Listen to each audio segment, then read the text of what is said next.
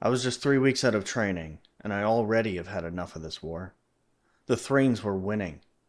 They were ruthless, sadistic, and totally without mercy or compassion. Whenever they found one of our colonies, they started the occupation by destroying our birthing pools, killing our young while they're still in the larval stage. Helpless. We fought back as best we could, but our ships were smaller, slower, and poorly armed. We faced a war of extinction, and yet our leaders kept trying diplomacy. After every meeting with the enemy, they promised to stop their actions, but they never did. They always just lied to our leaders, and our leaders lapped it up like the groveling dogs they were. I was assigned to the 3rd Response Unit, outfitted with one of our race's newest ships. Top of the line, state of the art, but still a joke compared to our enemies. One thing my ship did have going for it was a small, faster-than-light engine. Unheard of, really, in such a small vessel. An idea came to me as I lay in my bunk, talking with my wingmate.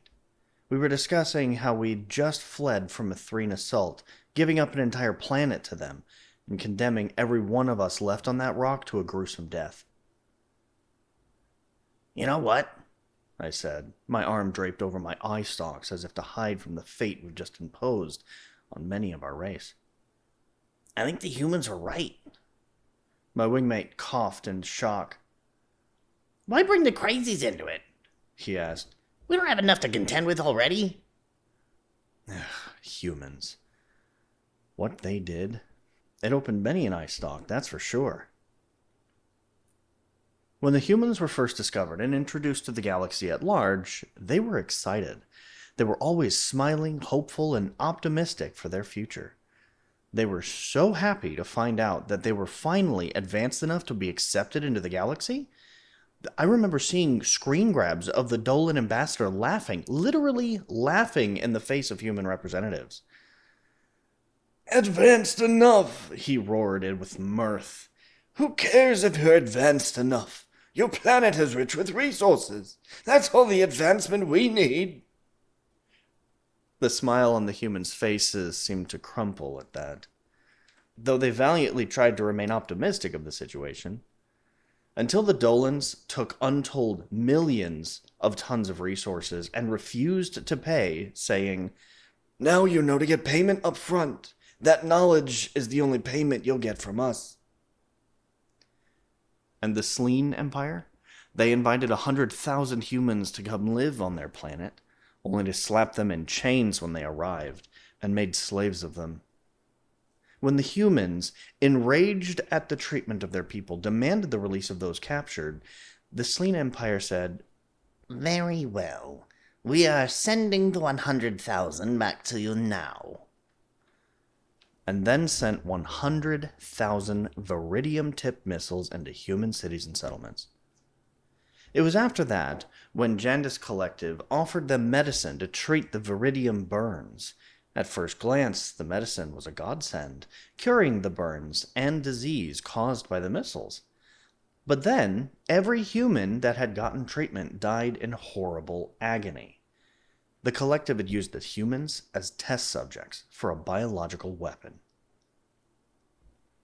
The humans, after this, cut off all contact with the galaxy at large. They had become a laughingstock, and were the butt of many a joke and insult. They refused any ship, left any hail unanswered, and never left their own area of space. But 2 of their years later, they opened channels to the galaxy and broadcast this message. "We welcomed you with open arms. Some of you laugh at us, and that is fine. But if you betrayed us, this is your only warning. Run." Oh, how they all laughed, these stupid humans. What could they do? The galaxy did not laugh for long. It seemed that even though the humans were the punchline of many a joke, they were still able to study the weapons and craft of their enemies and improve on the designs.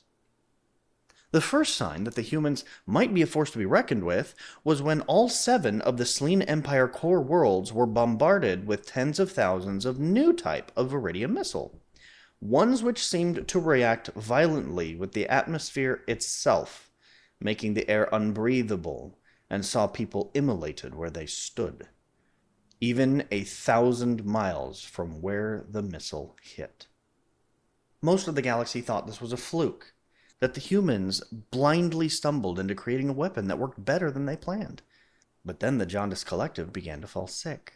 World after world of collective members dying in agony from a disease so potent it caused necrosis of the skin to where body parts started to fall off the infected.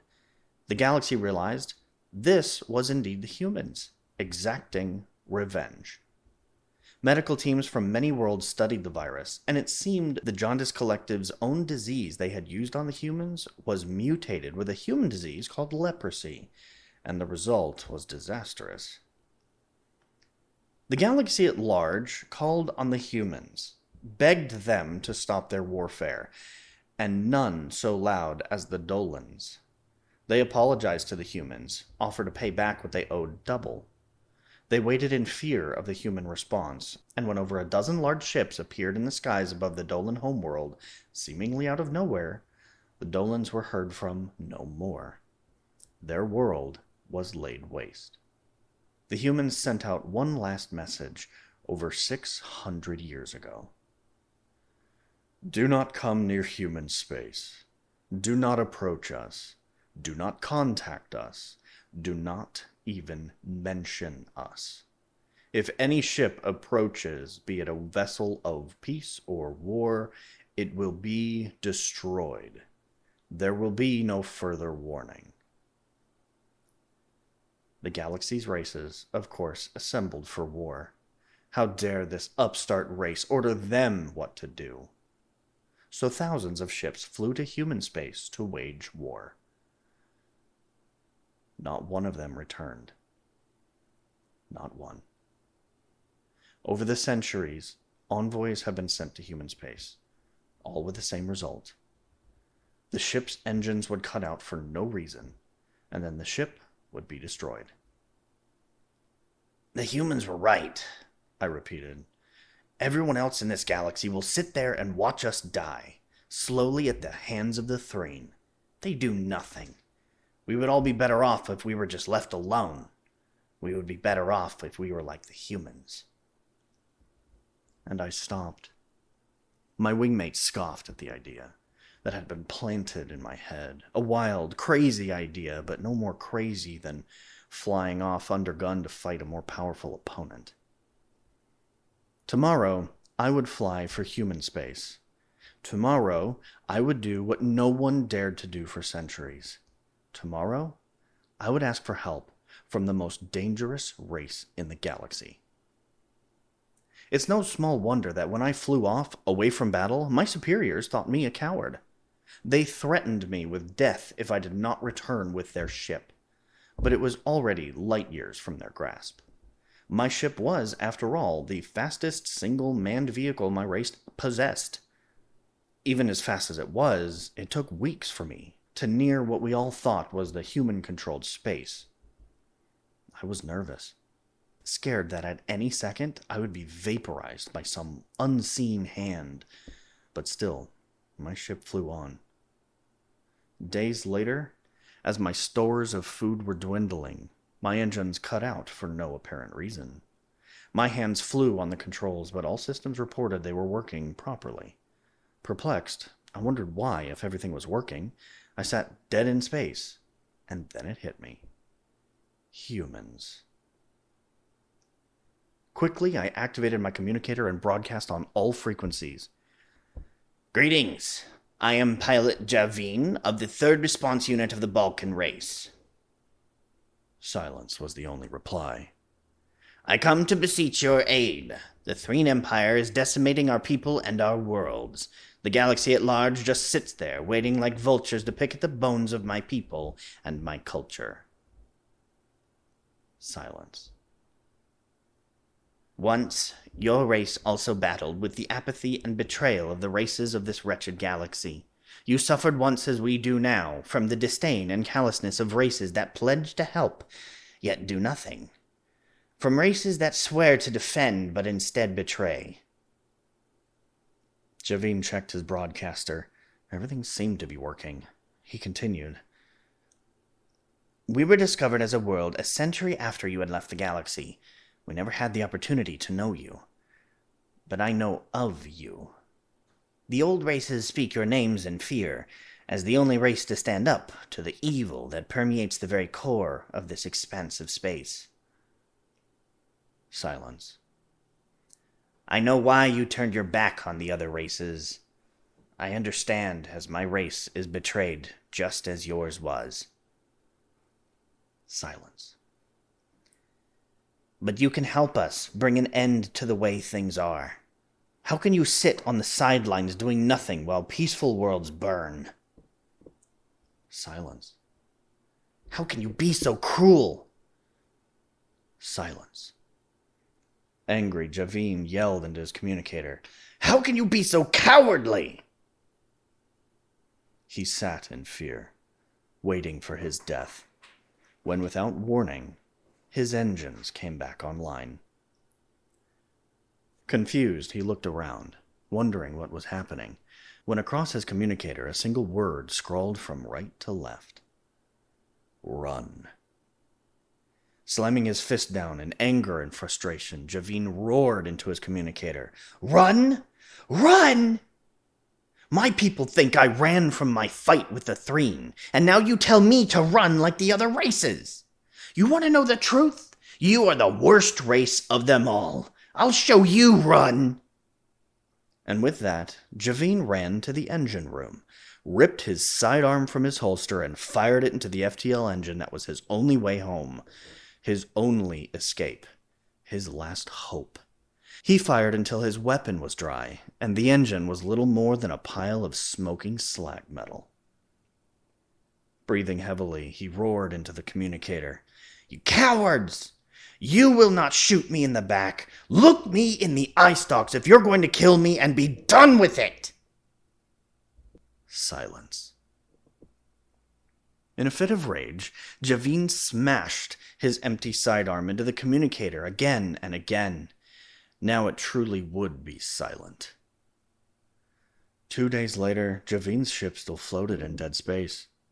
He sat on the floor, hugging his legs to his chest, and still bristling with anger. He regretted his rash decision, and wished he had died fighting the Threen. At least that death would have meaning. It was then he felt a strange vibration.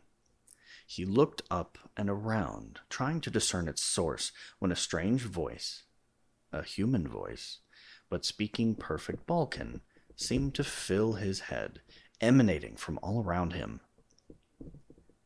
Pilot Javin, of the Balkan Empire, I extend you greetings, the voice said. We have heard your request for aid in your conflict. And having spent the last days researching your plight, we, the Terran Empire, gladly offer you our unconditional assistance. Javin sat, stunned, mouth agape. Please stand by for your vessel to be taken aboard the UES Kavik for repairs. Thank you, Javin said timidly, unsure if the humans would be able to hear him. Your thanks are not necessary, came the reply. In fact, we owe you an apology. We have distrusted the other races for so long, we forgot what it was like to be facing them alone.